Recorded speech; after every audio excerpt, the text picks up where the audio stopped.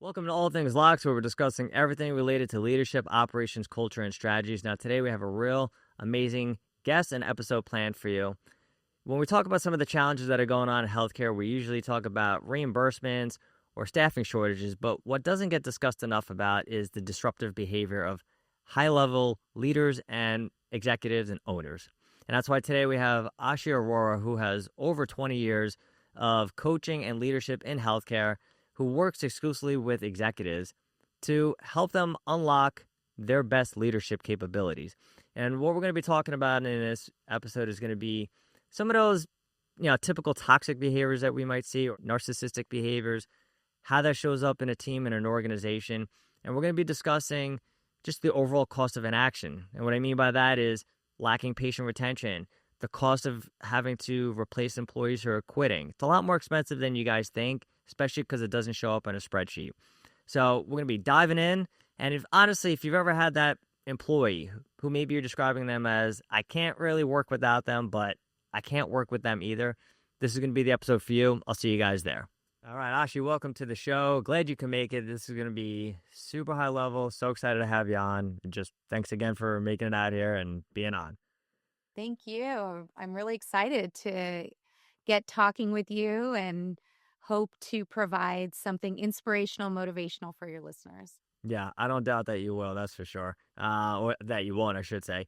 But let's get right into it. So, we talked obviously a few weeks ago, and you gave a great context to what got you to where you're at now. But you spent 20 plus years now. You've been involved in healthcare, particularly in the leadership aspect. Your background's a little bit more in the operations. I just want to maybe create a little context as to what took you from being on that operational side to more of what you're doing right now, which is executive coaching. Yeah, great question and one that I get often asked. So let me even take it further back. I've been in healthcare my whole life. I'm the daughter of two physicians, husband's a physician, my brother, sister-in-law, like family. And I never wanted to go into direct clinical care. So I was always interested more in the business side of medical practice and medical management. And so built an entire career in operations and finance around it. But all the while, as I was growing in operations, I was finding that my real passion often lay in teaching, mentoring, conflict resolution, mediation, and leader coaching. And so while I had all these operational roles, I found time and time again, it doesn't matter the strategy you use, the processes and the systems you put in place, that if you can't influence and get people to dive into what it is you're trying to create, it's really difficult to make it happen. And I'm sure we'll get into a lot of those details here today. So, found that I was spending a lot more of my time in conversations around influence and especially around conflict than the work itself. And, in 2019, there were a series of kind of issues happening at home. And I was working like 60-hour work weeks because I was trying to balance running a department, academic department of radiology, along with trying to manage like all of these aspects of individuals in conflict as well as teams in conflict and spending time talking to them. And one of my interim bosses went, "It seems like you're like Mother Goose to everyone." And I'm like, well, yeah, I mean, they need someone to talk to about all these challenges. And the more and more I thought about it, I was like, but that's the part and passion that I love about my job. So why not create an entire career out of it? So I left my executive leadership career and started my own coaching practice where I work with individuals and teams in conflict. Love it. What would you say? Now you had mentioned when we were, spoke that you're really working more, like you said, like the bigger companies that have like the executive levels versus working with maybe a smaller practice or just a private practice. What do you say is like a difference that's like maybe what took you in one direction versus the other? Yeah. So when I first started, some of the people I worked with were in smaller practices, maybe, 1 to 3 doctors, or maybe even up to like 7 doctors, 8 doctors, depending on. So, under $1 million practice to a multi-million-dollar practice. But time and time again, I found that, and I'll be really honest, marketing Please. to doctor practices when my focus is more around culture and conflict and behavior and relationships, these soft skills or emotional intelligence type of issues doesn't really sell as well as, well, what are you going to do for my bottom line in dollars and cents? And we can talk about how I still think there is a financial component to dealing with all of this. And yet it was difficult to get the buy-in from practice owners to understand that this is the real work that needs to be done. Why do you think that is?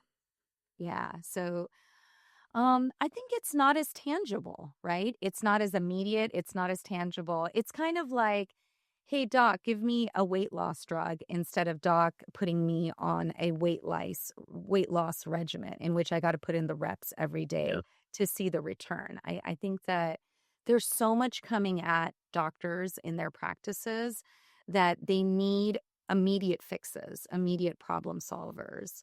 And culture, people issues, these are not immediate resolution type of roles. I can't just give you a fit in the box strategy. I can't just pull something out and say, do A, B, C, and you'll produce D in 1 week. Like that's not really how this type of work works, especially when you're dealing with difficulties in human behavior and you're trying to set up a culture for your practice. It takes time and it takes a lot of in-depth work. And I think the other reason why practice owners or doctor leaders shy away sometimes from this work is it requires a lot of in-depth work, right? So you've got to understand yourself as a leader in order to identify what's the best leadership skills, traits to have to lead your practice, to lead your teams.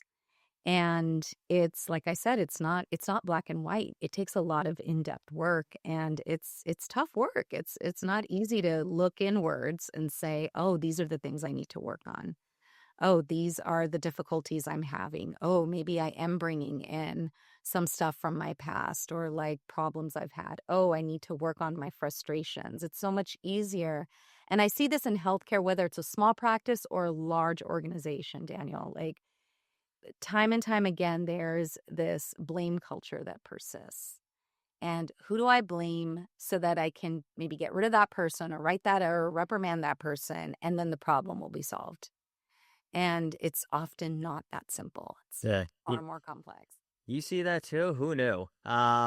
You know, but it's interesting though, going back to even we said at the beginning where a lot of times in business we want to focus on, especially like those small organizations who tend to be very tactic based, like give me the next thing that I can work on to improve my business. When in reality, a majority of it is the psychology, as you mentioned, which we'll definitely get into. It's I have all this great strategy in place or these great systems, but then we're still having a lot of same issues, and it's you haven't addressed the person at the top. Now, I'm curious to hear from you. I should say that when you're getting called in to work with the executive at a larger company, what's typically going on there that they're reaching out to you? Because again, you say, well, I don't really get that from the smaller practice, but here's what's happening here in these larger organizations. What are some of the things that they're seeing that they're calling you and saying, we need your help? Yeah. So one of the big growth that's happened kind of in my individual practice is something that a lot of coaches don't typically want to work on. So a lot of coaches want to say we want to develop leaders, and what I do is definitely developing leaders, good to great, great to outstanding. However, there are some leaders that are not good at leading. And those are the ones that are my wheelhouse that I work on, which is taking the ones that are technically really strong. They're really good at the work they do. They probably get along with some people, of course. It'd be difficult to lead without having some of those key players around them. Yet there are the majority or certain key stakeholders they are not working well with. And so an organization calls me, and I've even worked with practice owners that have called me as well, who have said, we have this amazing operations administrator. Her and I get along really well. I couldn't do the work without her. She keeps everything going. The revenue in my business is great because of her. However, I cannot keep staff because somehow the way she manages staff makes it really, she's really difficult to work with. And staff complain to me. Sometimes I've even seen like patients have complained to me, like she's really difficult managing down, but she manages up and sideways really well. And so that's when I get called in. The people, when you think of someone that says, I can't work with them, but I can't work without them either, because there's such a value add, right, to the Yeah. organization. I love that you bring that up. I know we'll talk about some specific behaviors and disruptive behaviors and whatnot, but I mean, you're mentioning that, and I'm just thinking about honestly myself when I was younger, and I think of those high producers that there's still a level of where they really care about helping the company, but they're generating a lot of revenue, they're getting great outcomes, and then like, as you said, you get promoted, and you don't even have the skills, and what you did that was working to get you to this point, it's not going to be the same skill set. And it's for me, I was just very selfish. I call it what it is, not great leader mentality, but I was great with patience. But then when it came to the staff, not so amazing. So, I do appreciate the fact of, hey, let's try to make this work versus this person is toxic, which is obviously a big thing we hear now that employees don't want to work with toxic bosses. So it's like, why do we keep them around? What's the value of having that person in the role that they're in? And, I like if you can maybe expand upon maybe the consequences first of keeping that person who great revenue producer, but has some disruptive or toxic behaviors. What is the trickle down effect in terms of the consequences for a business? Yeah, absolutely. So the way I define toxicity, well, first of all, like I try to, and I caught this in what you were saying as well, is being careful of labeling someone, right, as toxic, but labeling the behaviors. And you're really good in, and I've heard you speak in other forums too. You're really good at identifying that. And by the way, kudos for self-awareness to know that there was a time where, it was all about, of course, it was all about patient care. It was important, right? And that's what was driving you. And then sometimes that drive makes us lose out on, oh, but other people are also about patient care. This just in a different way, right, than we are. But sometimes we Absolutely. think our way is the only way, right? So that's one of the traps we kind of fall in. And even when I was giving that example of that administrator, it was, she was really good with patients when she interacted with them, but patients could see her interactions with other people. And so they could feel it, right? Have you Yeah. ever walked into a doctor's office and you just feel that negative energy, even in the waiting room, or even maybe the way the person at the front desk talks to you? Oh, yeah, no doubt. It's a gateway into the whole office, into the whole company Exactly. for sure. You can feel like that negative energy. A lot of patients can, and they're like, I don't want to come here. So what ends up happening, and I've seen this also time and time again, is practices will still be full. Maybe they're very subspecialized, or they're the only ones that see a particular type of specialty. And yet maybe they're the lower paying specialties, like Yep. people who have choice, who are cash pay and PPO patients. After a while, they're not going to put up with, that type of energy, right, that they see around. And then think about your staff, right? We have long gone has loyalty. Loyalty used to be a top value for baby boomers and the generation I come from, right? Gen Xers. That is not a top value for the generations after me. Millennials, Gen Zers, Alpha, right? And not good or bad. I'm totally indifferent to, where someone stands with that value of loyalty. It is what it is. And so again, there's choice. There's choice in jobs. There's choice in like movement of what positions to be in. We know healthcare is understaffed over and over again. I tell young people all the time, I'm like, find a career in healthcare. You'll always have a job somewhere in the country. You'll always find work because it's perpetually understaffed. So when you say the cost of that bad behavior or toxic behaviors, it trickles down to thinking about the cost of turnover. The average, I think I've seen a stat on this, like the average cost to replace a nurse is somewhere up to like 70, 80,000. Yeah, I've talked about that a lot. It's like about 6 to 9 months of their salary. Yeah, yeah, exactly. Because you think about like the time it takes, first of all, from the time they make that decision to be disengaged, right? Or to start quietly quitting, So the lower productivity to the time they do make the decision, they leave. That gap in time, who else is covering for them? Maybe the doctor themselves is producing less because they've got to cover for the other duties in the office. To the time then the cost of actually hiring and hiring the right person, then getting them on and trained and up to speed. There's a huge gap there. And again, because our financial models may not like directly show you, it doesn't register for a lot of practice leaders and owners. Yeah. Now, I'm glad you brought that up. That's actually one of the things that made me really want to change my own behavior around was I specifically looked at, all right, how much is it costing the company that I mean, I loved working for the company and I loved the owner, but then I realized you take what you just said of like, all right, these two employees or these three or how many employees it was that they really shouldn't have quit. They just really quit directly because of me. Like, how much did I cost the company and person that I really enjoy working with? How much money did I just lose them? And it was easily six figures every year. I was like, all right, I think I actually need to start understanding how to connect with people and be a better leader because it's actually costing us quite significantly. So, fair point that you bring up that, to your point, doesn't really show up on an expense report or it's not at the end of the year. You can look and say, all right, we lost, $200,000 this year due to staff leaving. Nobody's calculating that. So, just get me a new employee. But it's a very valid point. Um, when you're working with these individuals, so you're getting called in, they have some behaviors that's not really conducive for the team. I'm curious to know about the fact that people tend to justify, their emotions or their state, so to speak. So how do you work with them on that in terms of just maybe recognizing what they're feeling and then how that's being demonstrated outwardly to the rest of the team and the detrimental effect of that, so to speak. Yeah. So I start with, well, first and foremost is trust. So most of n- Daniel, no one often, I mean, you're probably one of the rare cases. Most people don't self-select into saying I've got a problem. I'm the one who's creating the disruptive behaviors.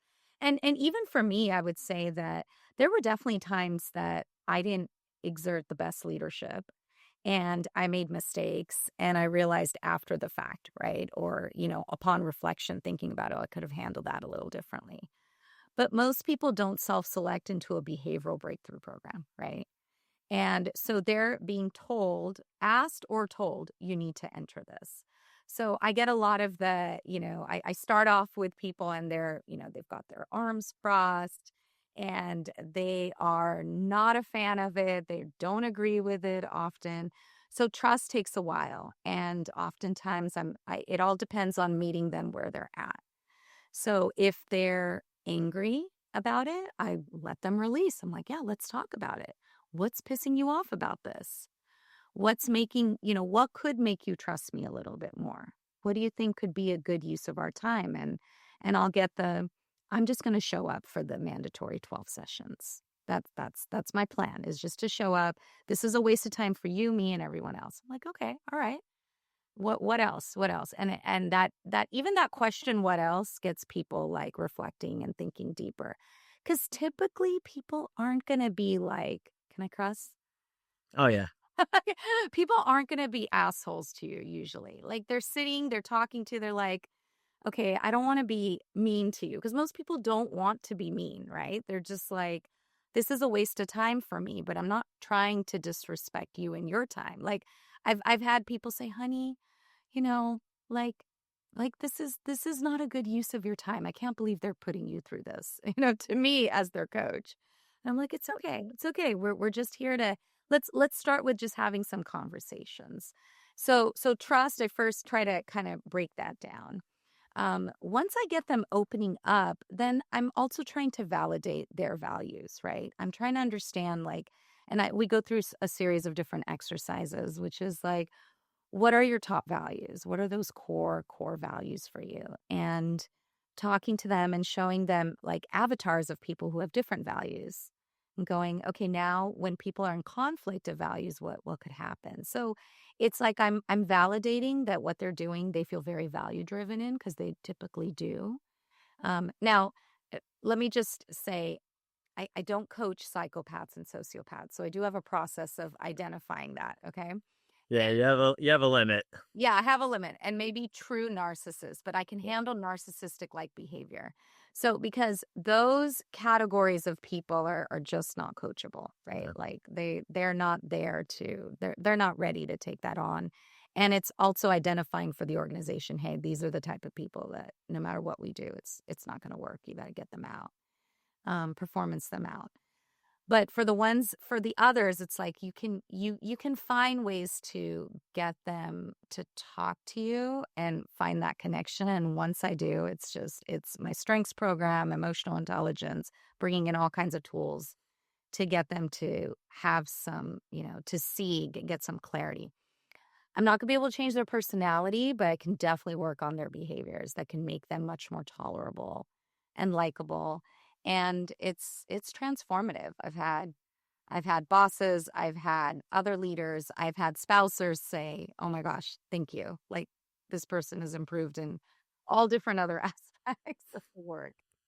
No, I don't love that you said that yeah, about not changing their personality, right? Because I do feel that that's for some people it's well, this is who I am, or you do have maybe some coaches that say, hey, I'm gonna completely change who you are at your core, and that's probably not gonna happen.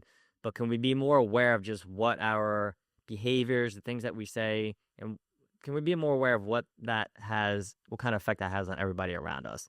I think that's what it comes down to, right? Is understanding, all right, I'm an angry person, but when I show up like that at the office, what does that do to everybody else? What does that do to the company? So I love that you did that, really focusing on the personality, and I had to change that. Let's focus on the behaviors themselves. When you're talking to these executives and, I know it's really, you mentioned about not labeling people like this person is holding people accountable, or this person can never ever be a better leader, or they're lazy, or there's some of those things that people in executive positions tend to want to say. How do you kind of maybe help them tease out that's maybe some of the challenges they're having with the employees with their performance is related to the employee versus when it's actually related to the leader? Maybe it's even just a lack of training, lack of coaching. How do you actually help them with that? Yeah.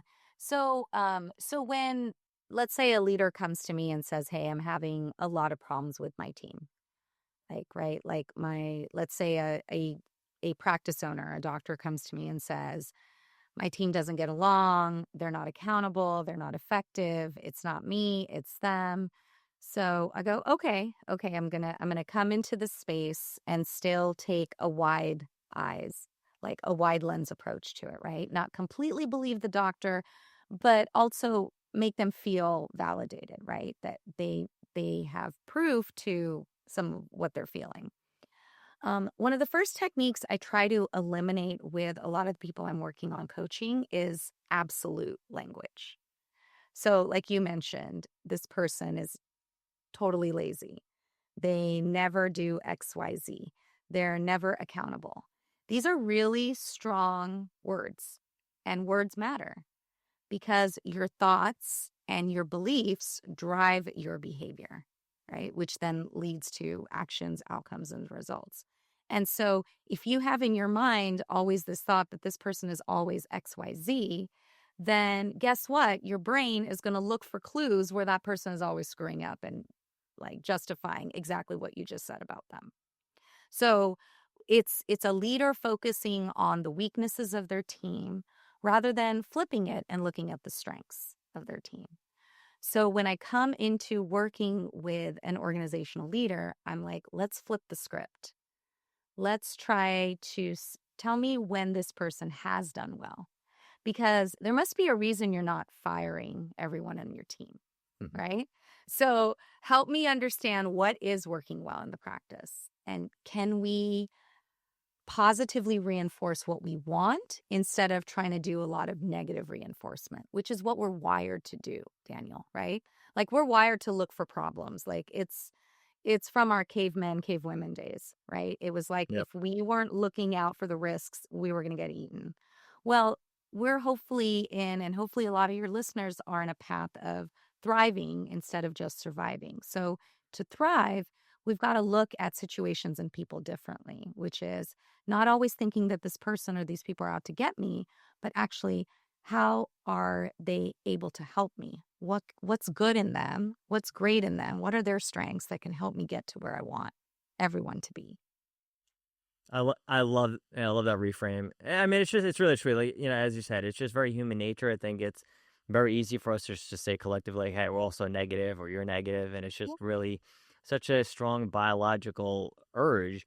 But to your point too, it's you get the business owner who says, is maybe angry at performance, the team's not good, and then you break it down for them, and it turns out the team's actually perform. I mean, 90% of what's going on day to day is excellent, and 10% is could be fixed, but then they're focusing only on that 10% Yeah. being, angry and belligerent. Is like, all right, what about the 90% that's going really well?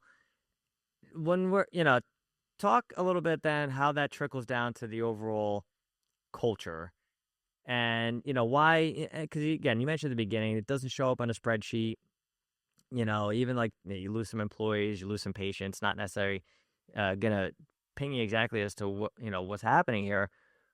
Why is that so important in terms of the overall effect on culture? And for that, that owner maybe is sitting out there saying, culture, it's whatever. Like, what is that actually about? Yeah, that's right. I'm sure you've probably heard that like 1,000 times. Like, not that big of a deal. Yeah. What does that? How does that actually show up? And why? Yeah. Right? Right up. Why is it so important? Yeah. I don't have time for culture, operations. Patient care is my number one. Who cares about culture? That's some Yeah. soft thing that's not Yeah. important. But let me tell you, when you don't identify how you want your culture to be, your culture will self-create. It's going to happen.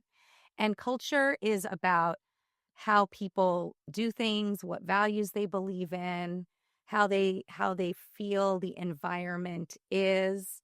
And so if you are so focused on those 10% of mistakes in a negative way, and I'm not saying ignore them. They are important, right? Yeah. They are important because they're giving you some sense of frustration. Something's happening, right? That's impacting you to like think the way you are. But it's taking a step back and going, okay, what is that impact? Right. And then how do I create a culture that actually works on that 10%, but doesn't negatively impact the 90% that's happening really good? And that's part of the problem. And I'll give you an example. So had a practice owner years ago, really nice person, except when she would blow up. Okay. And what I mean by that is it was the pressure cooker happening. She was nice, nice, nice as a leader until she wasn't, until some little things got so big that any little thing would just spark her off, like a pressure cooker, like that top just went off. So And yeah. then people would look around going, why does she get upset about little things? And it's because she was being a nice leader, but not necessarily a kind leader. So I always say, like, kindness What's the is key, and yeah? I What's the think you want difference to there? say, yeah, you want to say. Well, I was gonna say, what's the difference there? Because I know people say, "Oh, kind, nice." Isn't that kind of the same thing? So nice is often about people pleasing.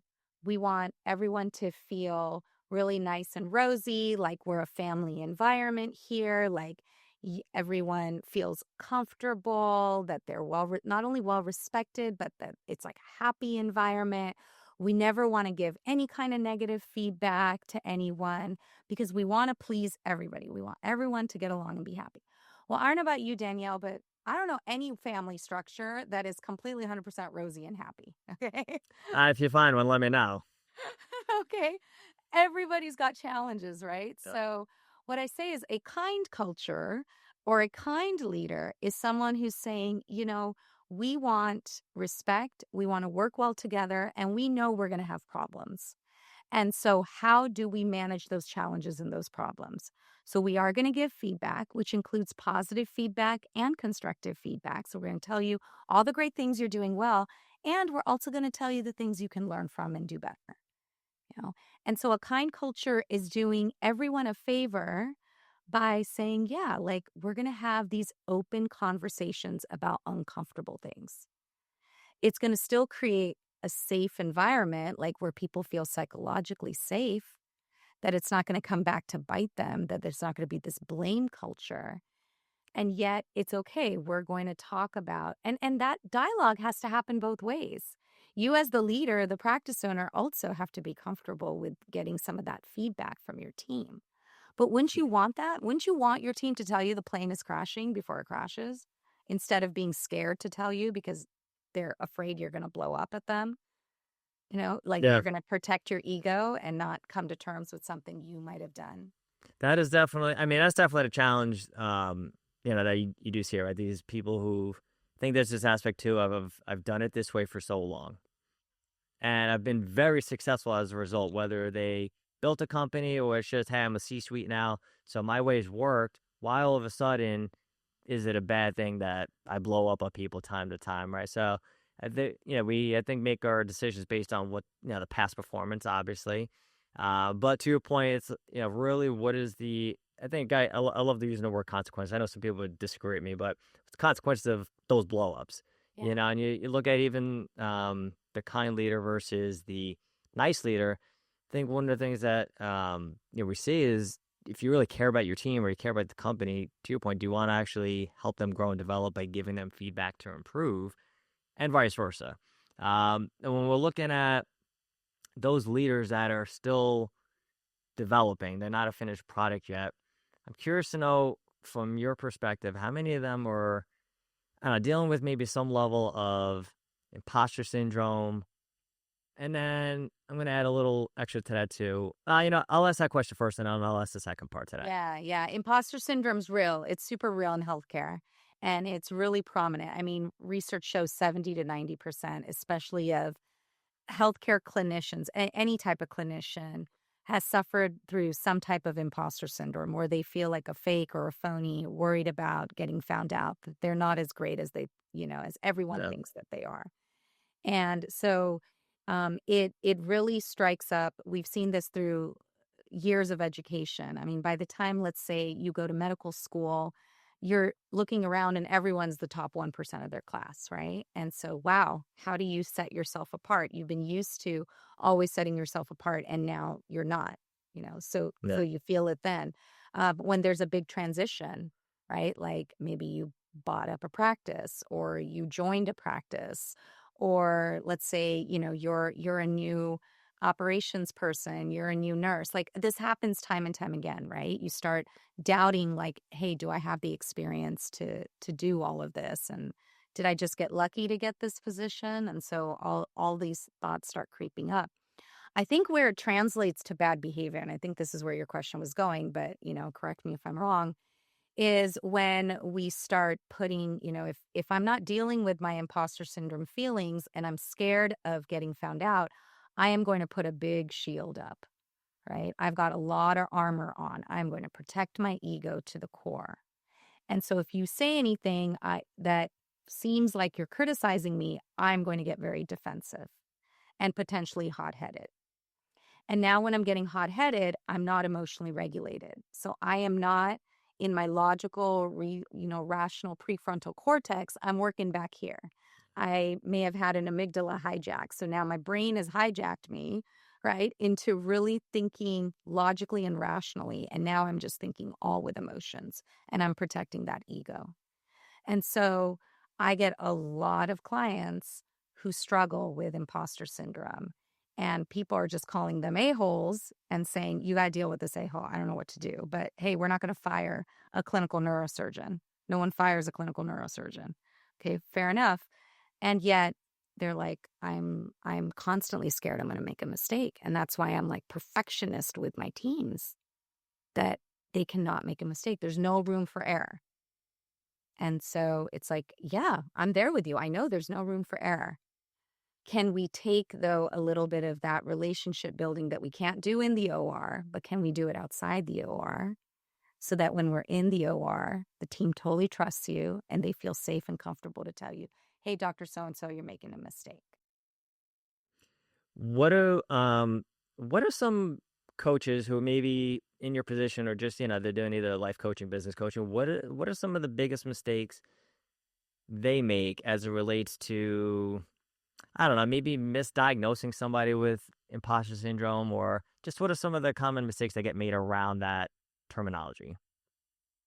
Yeah, I mean, I think that I think one mistake I may have made early on when I was coaching around imposter syndrome is one thinking you can get rid of it.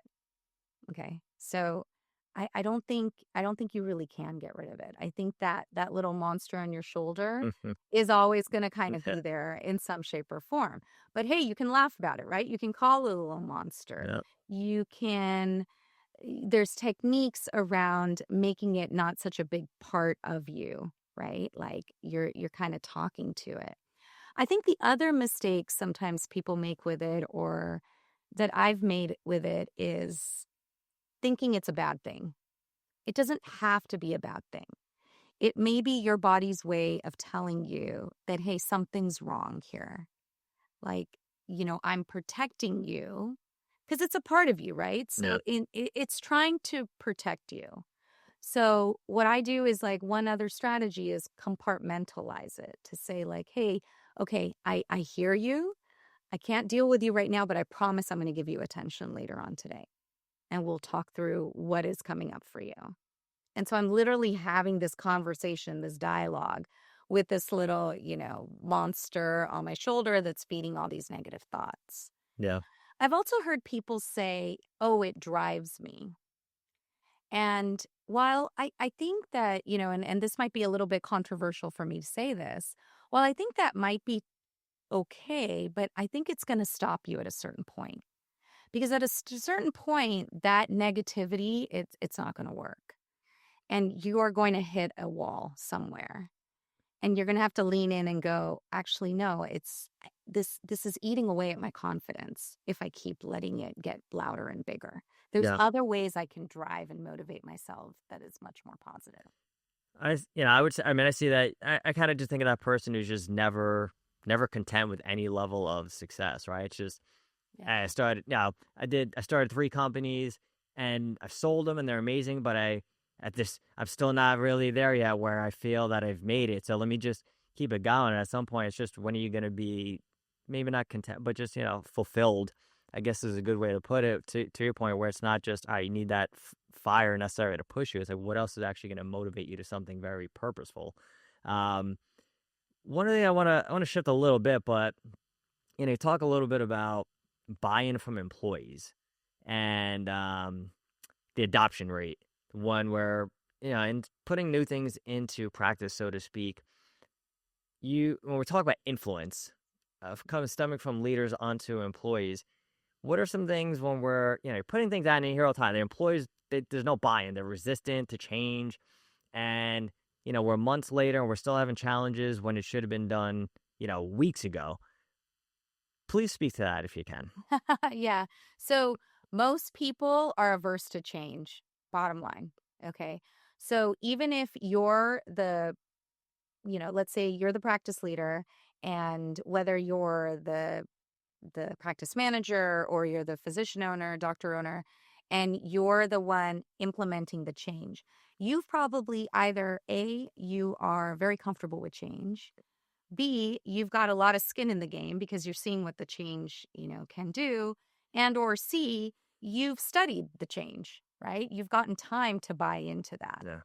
And so think about your strengths, your personality, your behavioral style. That are you more comfortable with change or are you not? So I think that's the first step is you as the change leader, the person who is initiating the change. How comfortable are you with change?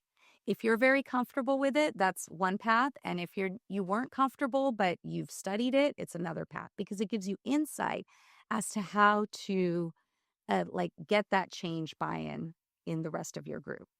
Then the second step I would say is write down every single person. I'm very tactical. I hope this might be too detailed and I don't know No, this is good. if this This is is, good. what you're looking for, but like think about like how amenable would each person be to change in general, just general. Write a list of all your Yeah. team members and figure that out. There's a great book called Who Moved My Cheese. Very short book. There's a video free on YouTube. Watch it with your team. It's hilarious and get your team to identify there's 4 different characters and it's all about change. What do those characters do in times of change? Get your team talking about it, talking about the characters. Help people self-identify or help others identify what characters for each other. And that will help you with also understanding who are the ones that are going to be very comfortable with change and who aren't. So then the third step is start with identifying your change ambassadors. And those are people typically who are comfortable with change or who are going to buy into what you're saying a lot faster because maybe they have a better relationship with you, maybe they trust you, maybe they understand, maybe they're just naturally engaged people that are very self-motivated, and they're going to be your change ambassadors to help you. And as you slowly get through them, then you can get to the others as well. Oh, I love that. That was so good. Yeah, don't never stop explaining it that way. But no, that last one particularly, it's a, but all of them, like you said, it's understanding. All right, what are my team members thinking? Like you said, you get the owner saying, "Oh, nobody likes change," but then you're just ramming change down their throat, and then perplexed as to why they're resisting you versus A, understanding them, and B, maybe getting some insight into, all right, how are they thinking about this? How do I maybe need to explain this as to why we're even doing this?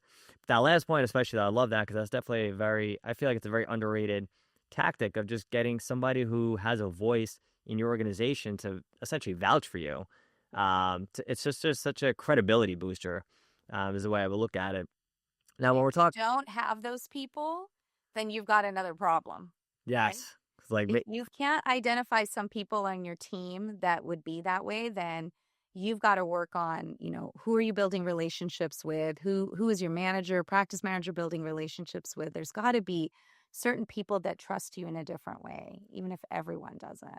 yeah, I mean, hard to influence anybody if you have nobody that actually cares to listen to what you're saying, right? It's like, who can help me out? So when we're talking about, instilling new things and getting some buy-in, and that ties a little bit into obviously the strategy of the organization. And, you talk about having a strategy without the right person at the top doesn't really do you too much. What has to happen? I think I actually wrote something down. You said that strategy without self-awareness is expensive guesswork. I would love for you to explain that a little bit to the audience. Yeah. So, well, one thing is that I think a lot of doctor owners, again, just like they don't think about culture, they often don't think about vision, mission, values for their organization, right? So a lot of doctor practices we see is like homegrown and run like, like the retail store Yeah. in your community, right? Like we're going to set up shop and we have this service or product and we're going to sell it. We have the consumer, we're going to sell it and it's like that's the strategy instead of really creating a vision, right? And a mission statement and buying your team into that, helping them understand what are the top values you stand for. I think a lot of doctors also will say, well, it's just understood. We're here for patients. Well, in what way? What types of patients? What are we trying to do for them? And what may be obvious to you isn't necessarily obvious to your team members. Buy them into your vision, into your strategy and so even if you're having a strategy for the practice, that's wonderful, but if you don't have an overarching vision mission for them to understand, feel and connect to, it's just going to be a job for them. Like, Yeah. just walking in and working at your local supermarket, which actually some you can tell even with supermarkets, right? The ones that have great culture, you can see it in the staff Yeah. that work there. Like, I don't know, like a Trader Joe's, it's different Oh, than yeah. maybe another type of supermarket even. No doubt. What would you say is more important? Having maybe a financial goal, say, hey guys, we're gonna, my goal for the company this year is to get us to 10 million or $20 million in revenue, or would you say, hey, you know what, the better approach is maybe set a vision and have maybe a goal that has to actually speak to the vision and purpose Yeah. itself? Well, Absolutely the yeah, latter, right? yeah, Because a financial goal, what does that mean? And and it requires also to your point earlier, a little bit of in-depth review for the practice owner to also understand like what would make them content and fulfilled. Why are you setting that goal for 10, 20 million? If you don't even know the why, how are you going to buy others into the why? Yeah. Right? How are you going to get them to connect to that why and feel the way you feel? Yeah. So No, I just feel it's very, I mean, I talk to, when I'm coaching people, I talk to them about that as well. And it's a very, I know, some people say it has to be a revenue goal or a numbers goal, right? It's easy to track, easy to measure. And obviously you need data to help assess performance. I mean, that's common sense. But at the end of the day, to your point, it's all right, you want to make 20 million. Is that just because you want another house, you know, in the Amalfi Coast? Or is that because it's going to enable us to reinvest back into the company and, or maybe open up a new branch division or another building that we can actually serve the people that we're serving at a higher level. So that's just definitely something I see people getting, maybe not completely wrong, so to speak, but just what's going to help drive the employees. And honestly, I remember I had somebody I was promoted to a director role, and she actually said that to me. She's like, "You never even talked about numbers, but I got to think you looked at them every day." And I was like, "No, I really didn't look at them that much because I knew if you guys were delivering on the mission, the numbers take care of themselves." And I think that's just something that people kind of get wrong a little bit. You gave some awesome practical and tactical takeaways. Is there anything else you'd say, hey, I want to leave the audience off with just maybe 3 to 5 action steps that they could start doing to either elevate their culture, elevate themselves as a leader? yeah. So I'm a big proponent of the Clifton Strengths Assessment. So I would say take it, and it's going to teach you a lot about your natural behavioral styles. It's going to tell you what your strengths are, what your talents are, and how you are motivated, where your values come from, like all sorts of information about you. So spend some time, learn about you. Spend some time, learn about your staff. Have your staff take it. And if you don't want to invest in the strengths assessment, you can even do a simple exercise by writing down your own strengths and writing down the strengths of your team. Because that in itself is getting you creating and shifting your mindset towards a more positive approach, a positive way of thinking about yourself and others. And see how it's different. See how your strengths may be different from others as well, and how that can create conflict in communication potentially when someone is driven by one strength or value and someone's driven by another. And so, like a simple tactical way to just identify what you're really good at, what others on your team are really good at. Love it. All right, tell us a little bit about your program, what it consists of, who's if somebody's watching this, who's appropriate for them to reach out to you. Yeah.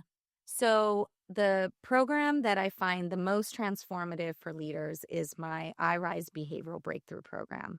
I take no one less than 6 months, typically ask for a year commitment, and it's bringing someone through the program to work one-on-one coaching with me. And we create a development plan, which includes goals around the work that they have to do. That's the I, the impact, and the rise. But it's around resilience, impact, strengths, and emotional intelligence. These are the 4 pillars of the program, and identifying developmentally where the person needs to work on certain behaviors to really achieve in all those 4 areas, which is then going to make them a more effective leader. Because at the end of the day, that's what we're going for, right? Is effectiveness in leadership, whether you Yeah. agree with it or not. I mean, the world would be a lot better off if we had more leaders. So there's definitely a lack of that happening, no doubt about it. But Aashi, this was amazing. And anybody listening out there, obviously, if you fit her customer profile, you're that healthcare executive, you're looking to level yourself up so you can help level up your employees, the team, your organization. Definitely get a hold of her. Obviously, this woman is a wealth of knowledge and expertise and knows what the hell she's talking about. So this was phenomenal. I really appreciate you being on, super high level, and I think that we'll leave it at that. Thanks, Daniel. Excellent. All right, guys, we'll see you next time. Take care.